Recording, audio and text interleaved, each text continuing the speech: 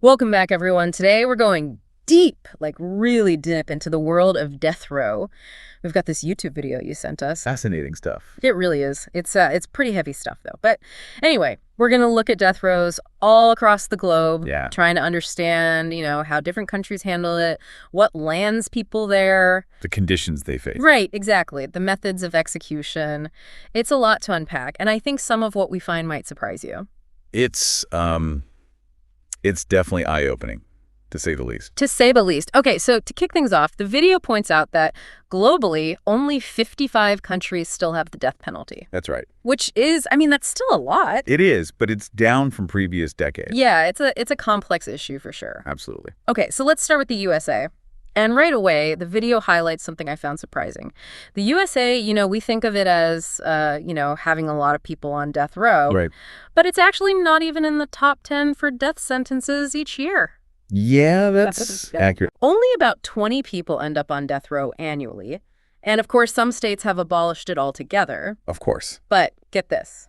In the states where it is still legal, there are 5 different execution methods. 5. 5. Lethal injection, electrocution, firing squad, the gas chamber, and even nitrogen gas. Wow, that's quite a variety. It's interesting how each method reflects a different period. Yeah. And a different philosophy about how to carry out capital punishment. Right, like lethal injection, they introduced that to try to make it more humane. Supposedly more humane. Yeah, while the electric chair, well, we all know. Now it's seen as cruel. But back in the day, they thought it was quick and painless. It's amazing how perspectives shift, isn't it? For sure. Okay, now the video really dives deep, really deep, into the last 24 hours on death row in the U.S. Oh, this is where it gets pretty intense. Yeah. It's quite the process. Right. First, they transfer the inmate to the death house, give him a full body search, change of clothes. Then they move them to the death watch cell. No more fresh air after that. Wow. Then there's this whole routine. They get a final meal with a $30 budget, which, let's be honest, isn't much these days. Not at all. Final visit with loved ones, time with a spiritual advisor if they want. Mm-hmm. They even get to watch one last sunset. It's it almost feels like a ritual, like they're trying to manage not just the practical side of the execution, but the emotional and spiritual side too, for everyone involved. Yeah, and I never knew this, but if the execution method is electrocution, they actually shave the inmate's head. Shave their head. To prevent their hair from catching fire, apparently. Oh, wow. I never knew that. Yeah, it says little details, right. Then 5 guards escort them to the death chamber. They're strapped to a chair or a bed, given a chance to say their last words, and then, well... Heavy stuff. Yeah. And all of this is usually after years, sometimes decades, of appeals. Right. That's a huge contrast. The U.S. legal system, cases can drag on for so long. And then it makes you think about cases like, what was his name? George Steiny, the 14-year-old they executed back in the day. Yeah, those cases really challenge our understanding of justice, don't they? What's considered cruel and unusual punishment. How standards change over time. Definitely makes you think. Okay, so shifting gears now, let's look at Saudi Arabia. Right. And right away, the sheer number of executions there is shocking, over 185 per year. And what's even more surprising is the range of crimes that can get you the death penalty. We're not just talking murder or treason here. Right. Burglary, adultery, even practicing witchcraft. Right. It's a lot different than what we're used to. It's definitely where you see how cultural and religious values intersect with capital punishment. Yep. Sharia law, Islamic law, plays a big role in their system. Right. And the execution methods are, well, severe. Firing squads, stoning, which the video, it doesn't hold back on how brutal that is. Mm-hmm. And most often they use beheading with a curved sword, a scimitar, and often they display the bodies publicly afterwards. As a deterrent, I imagine. Yeah, it's definitely meant to send a message. It makes you wonder about the effectiveness of public executions as a deterrent, though. That's something that criminologists and sociologists still debate. Yeah, it's a whole other conversation. But it does show a very different approach to crime and punishment compared to, say, the U.S. or Europe. Absolutely. And here's another big difference. In Saudi Arabia, executions happen quickly, usually within the same year as the sentencing. That's a stark contrast to the U.S. system with its lengthy appeals process. It makes you think about the different ways we define justice around the world. Yeah, does a long wait on death row, that uncertainty, is that its own form of punishment? Or is a faster process somehow more humane? Tough questions. Definitely. Okay, so moving on to Japan now. They're the only other democratic nation besides the U.S. that still has the death penalty. But they only carry out around 5 executions a year. However, their system is, well, uniquely unsettling. Oh, how so? In Japan, they don't tell inmates on death row their execution date. They don't? Nope. They might get just a few hours' notice. Wow, that's got to be psychologically devastating. The video describes it as driving some inmates to insanity, just living with that constant uncertainty. It's hard to imagine the toll that must take. It's almost like a form of psychological torture. And the prison conditions are extremely strict. Enforced silence. They're forced to keep their gaze downward. They work over 13 hours a day. It's a very different approach to incarceration than we see in many Western countries. It reminds me of the debate around solitary confinement, which is also criticized for its psychological effect. Right, right. And here's another tough one. The families in Japan, they're only informed after the execution has taken place. Wow. No chance to say goodbye. It's a lot to process. It really is. Okay, next up we're heading to China. And as you might expect, they're the world leader in executions, over 1,000 annually. Yeah, China's system is, well, it's known for being quite harsh. And the list of crimes punishable by death is extensive.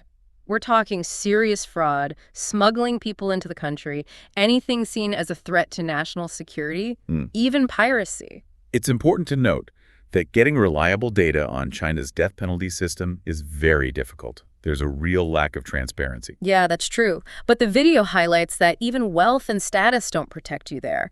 They talk about a high-ranking politician who was executed for bribery, and even a billionaire businessman met the same fate. It suggests that, at least in some cases, the death penalty in China might be used as a tool of political control. Yeah, it's a way to show that no one is above the law, or above the party, I guess. Exactly. Okay, before we wrap up this first part of our exploration, let's look at Somalia. Right. They're the only African country that still does public executions. Public executions. Yeah, and they use hanging, firing squad, and stoning. That's a whole other level of intensity. Right.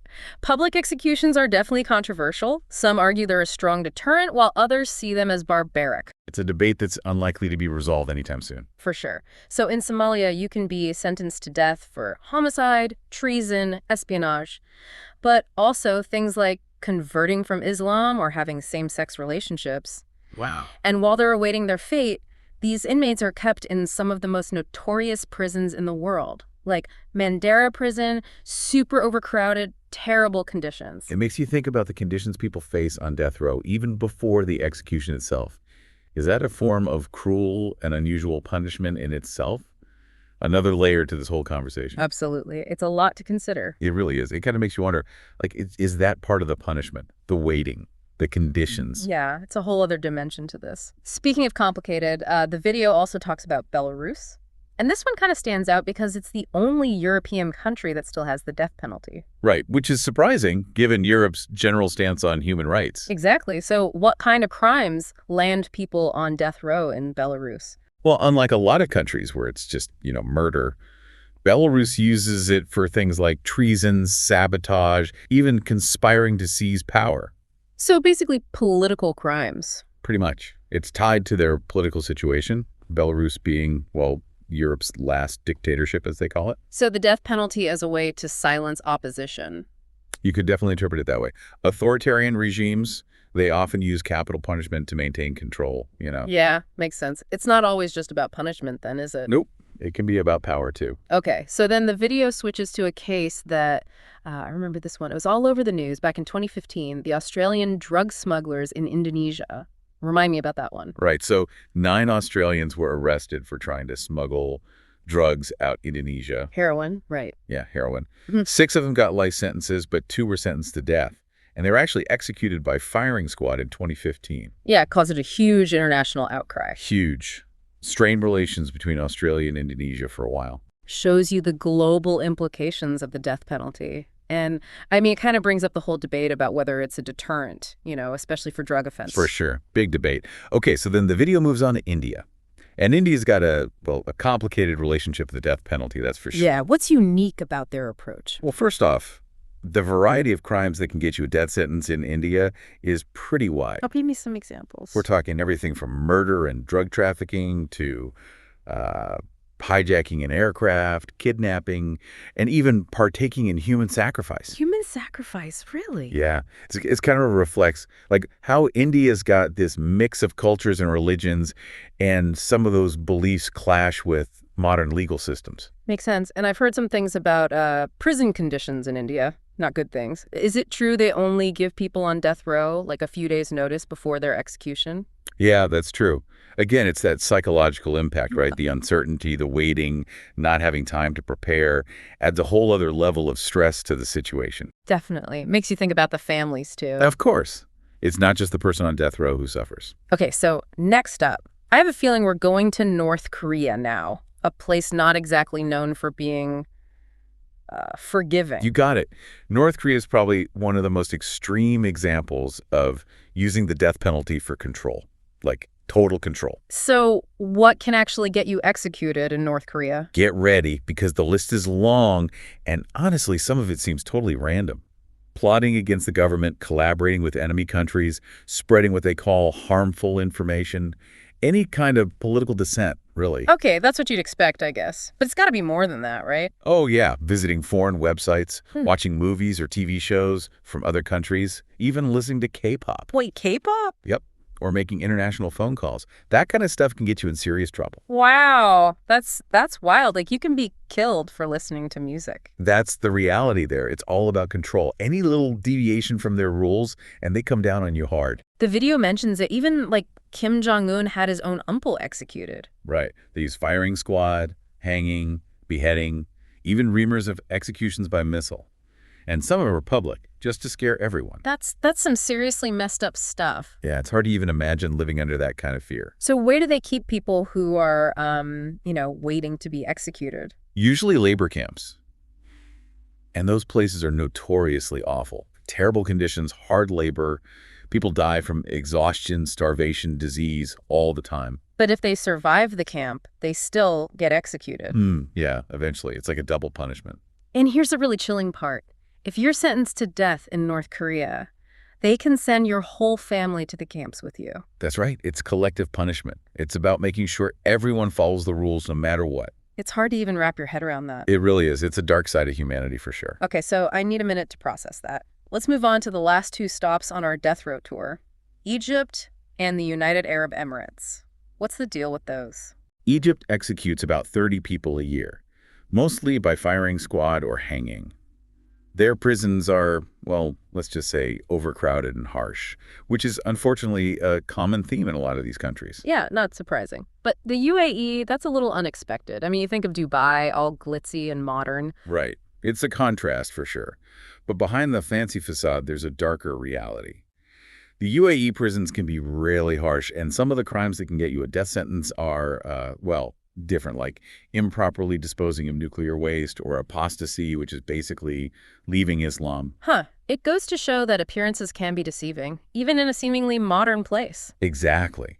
And that brings us to the end of our global exploration of death rows. We've seen a lot. And it's clear that capital punishment, it's complicated, it's messy, it's got so many layers. Man, that was heavy stuff. I mean, we went from the ritual of it all in the U.S. to those labor camps in North Korea. It's a lot to take in. It really highlights how there's no one answer when it comes to the death penalty. Every country's got its own history, culture, religion. Right. What's considered just in one place might be totally unthinkable somewhere else. It's definitely given me a lot to think about.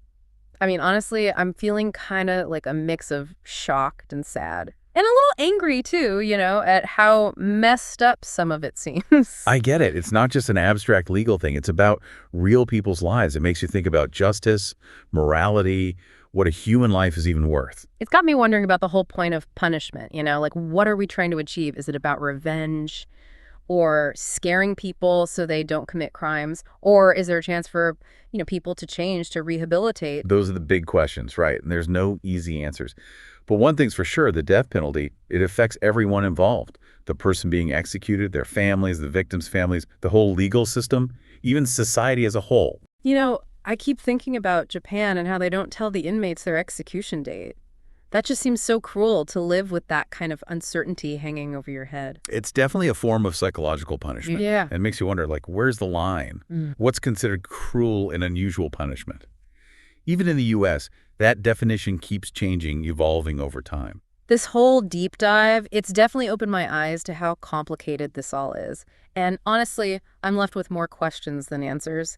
But I guess that's a good thing, right? It means I'm thinking about it more deeply. That's what we're hoping for, to get people curious, get them thinking critically. So for our listener out there, what's the takeaway here? What do we do with all this information about death row around the world? Well, I think the big question to ask yourself is, what are the ethical implications here? How do these different systems reflect different values? There's no right or wrong answer, but just thinking about those questions is important. It's how we start having a real conversation about this whole issue. Couldn't have said it better myself. So keep exploring this topic, look into specific cases, see what both sides have to say, and then come to your own conclusions. Thanks for joining us on this deep dive into death row. Until next time, keep learning, keep asking those tough questions, and keep diving deep.